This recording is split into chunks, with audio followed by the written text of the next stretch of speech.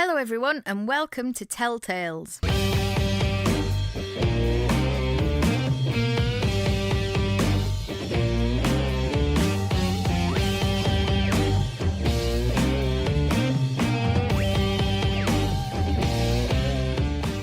been thinking about doing a podcast for quite a long time because I've done loads of radio things and absolutely love chatting basically.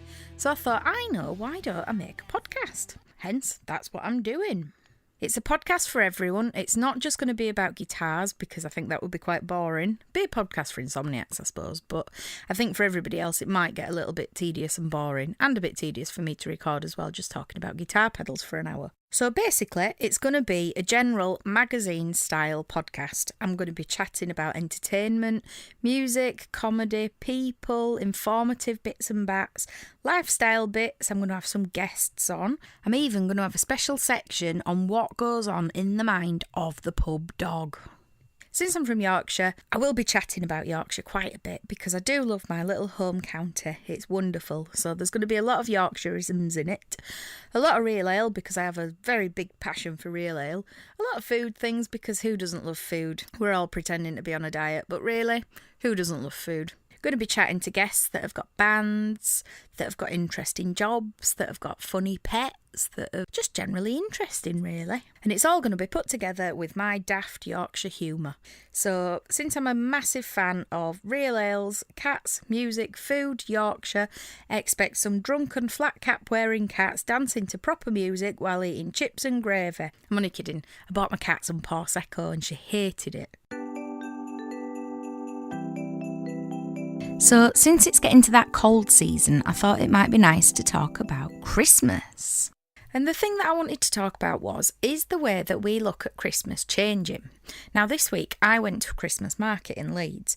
Normally I'm on tour in Germany at this time of year in November and a bit of December, going to all the Christmas markets in Germany because they're just so much fun.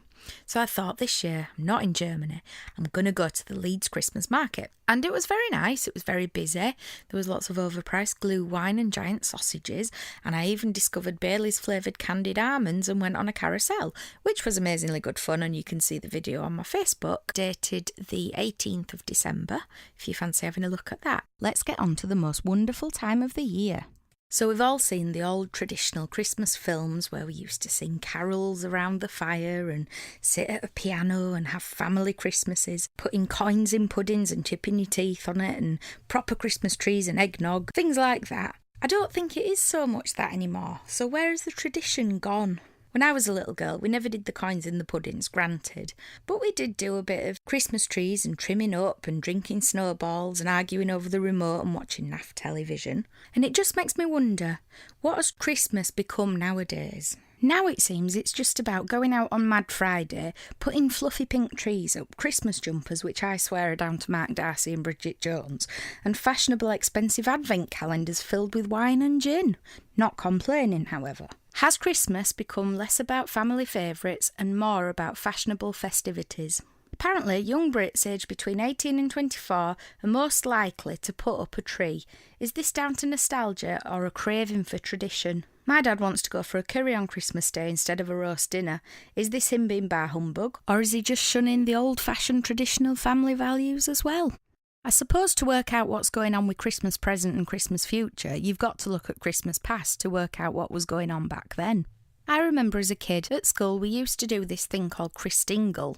I used to think it was called Kris Kringle because I'd seen Miracle on 34th Street, but apparently it was called Christingle. It was basically you'd get this orange and you'd stuff an hole in top of it with a screwdriver, and then you'd shove this candle into it that never got in there properly. It was awful. Then you'd poke these cocktail sticks into it with cloves on or something, or cherries, I can't remember, and wrap a ribbon round it and stab yourself with the pin every time you pick it up because it's holding the ribbon in place.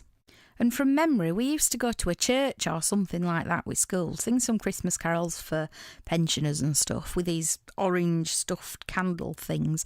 Light 'em, which was a bit of a fire hazard then, and I'm sure they don't do it nowadays just because of the health and safety risks.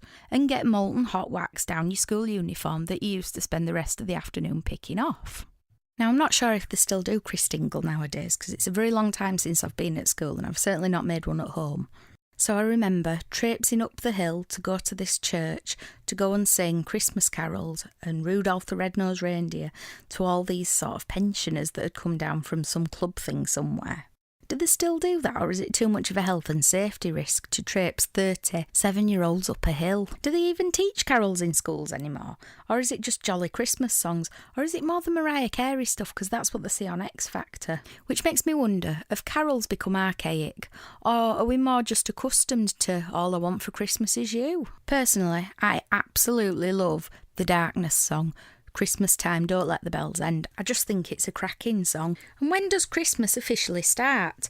I bought a bottle of glue wine on November the 6th because my theory was as soon as bonfire night was finished, it was Christmas in my book, much to my family's dismay. And I got an advent calendar last week. I know I'm a little bit old for advent calendars, but you know, it's nostalgia, isn't it? Which then takes me on to Christmas trees.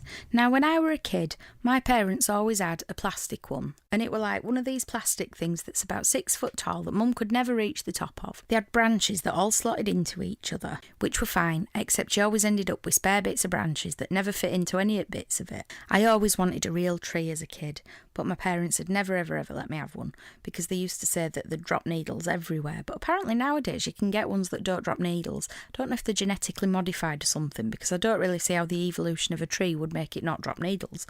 But I'll believe them if they say it's true. And what happened before plastic trees? People had to have proper real Christmas trees. They used to have to go out, chop one down, stick it in a pot and bring it home.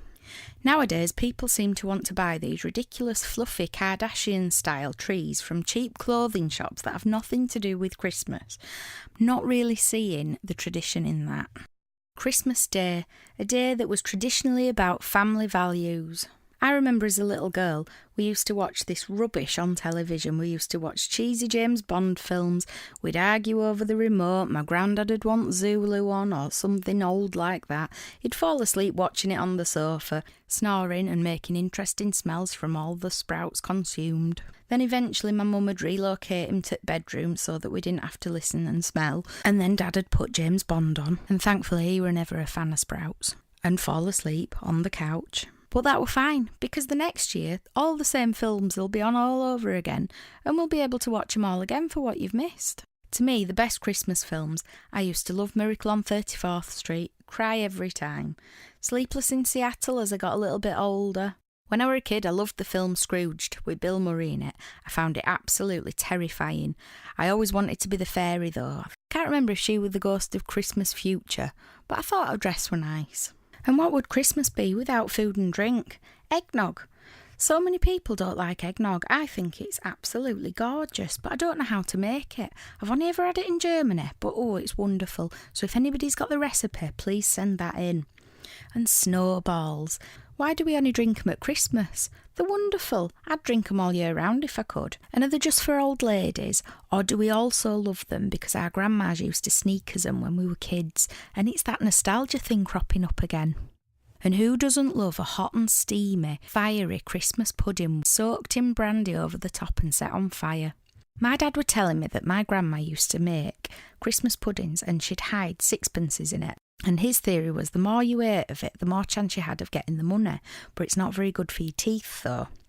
Now, apparently, history says that they used to put the sixpences in the Christmas puddings because it was down to the value of the silver. So originally, the sixpences used to be 92.5% silver. Then they gradually got reduced and made out of cupronickel, a mix of copper and nickel. I think I'd feel a bit fobbed off if I broke my teeth on some copper and nickel coin as opposed to some 92% silver.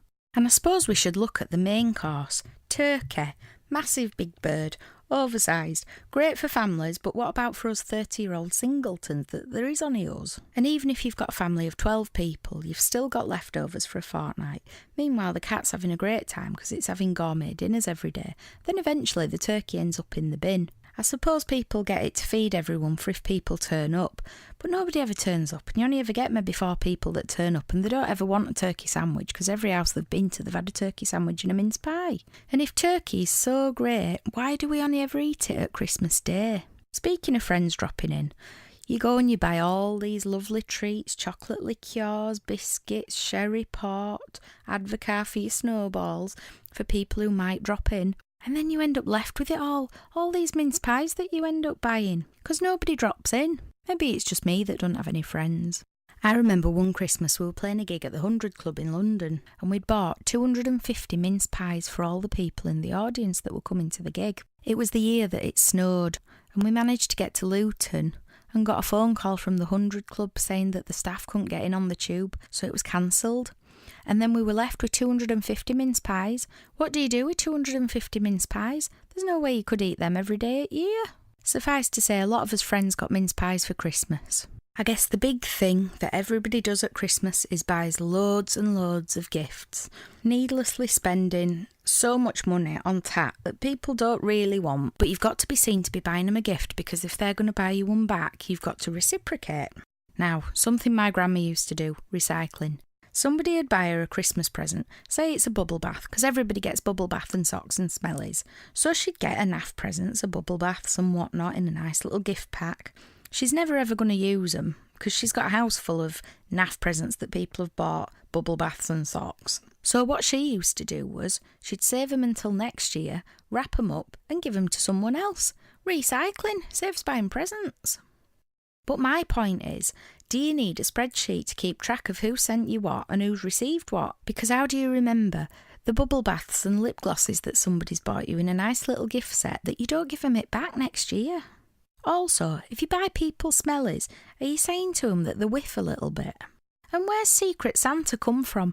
He's never ever been that secret when I were a kid. All of a sudden everywhere's telling you to spend £5 or less on some cheap naff tat that nobody really wants. And we won't put names on it and we'll swap them about. So Billy in marketing gets a nice nail varnish set and Christine in accounts gets a pair of socks with reindeers on it. Where's it cropped up from?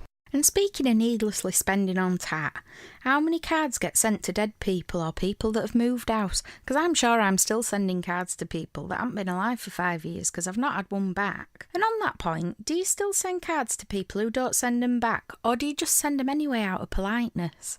And how much money gets spent on stamps? Now, I keep my Christmas card list on a spreadsheet and also all the addresses in a label printer, but then I am a little bit geeky. How do you remember who you're sending them to? And do you have a naughty and nice list like Santa does? So being from Yorkshire and being a little bit money savvy, I like to buy me wrapping paper and next year's cards in the January sales from the nice supermarkets, because they're a year out of date. So you know your cards are going to be exclusive and nobody else is going to be sending the same cards as you because you've gone and bought them at 50p. And what sort of cards do you get? Do you get the standard ones that are a bit bland with cats on, or pictures of presents, or pictures of reindeers and this sort of thing, so you don't offend anybody? I got a card in October. I've never had a Christmas card that early before. What's the earliest you've received a Christmas card? Normally I go on holiday to Spain for Christmas, to escape Christmas, and because it's a lot warmer than being in Yorkshire. Now they've got their Christmas day on 6th of January. It's got to be a lot more practical because it's not just about gifts, it's more about the family and about being together. But it's also more practical because if we had ours on the 6th of January, you could buy all your Christmas presents in sales. Maybe I'm just being too Yorkshire.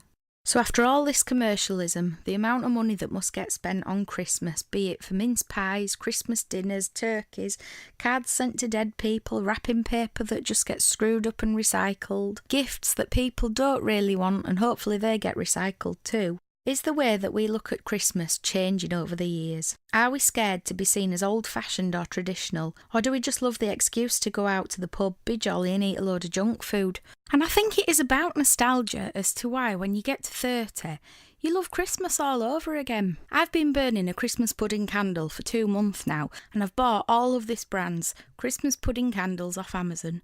There's none left because I've bought them all and I've been burning them for 2 months. They're lovely. The smell of oranges and spices and nutmeg floating through the house. It's beautiful. It's Christmas every day. And I think it's that comfort that brings on the nostalgia, that you feel cosy and warm and lovely and glowing inside. And I think that's the nostalgia that we all crave for Christmas.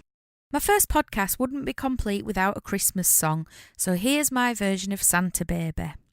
It's available to download and stream on iTunes and Spotify and all the usual places. I hope you've enjoyed listening. Please check out my music, which is available on all of the streaming and download platforms, and CDs are also available on my website, chantelmcgregor.com, and eBay and Amazon. Also, to follow what I'm doing and to see some hilarious behind-the-scene live streams, follow my Facebook, Twitter and Instagram pages. Oh, and don't forget, you can also join my mailing list at chantelmcgregor.com to get the latest tour dates and news. I hope to see you soon. Merry Christmas!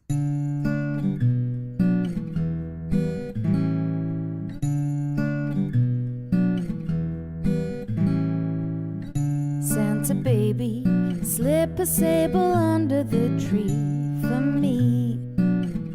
Been an awful good girl, Santa baby, so hurry down the chimney tonight. Santa baby, a 54 convertible to light blue.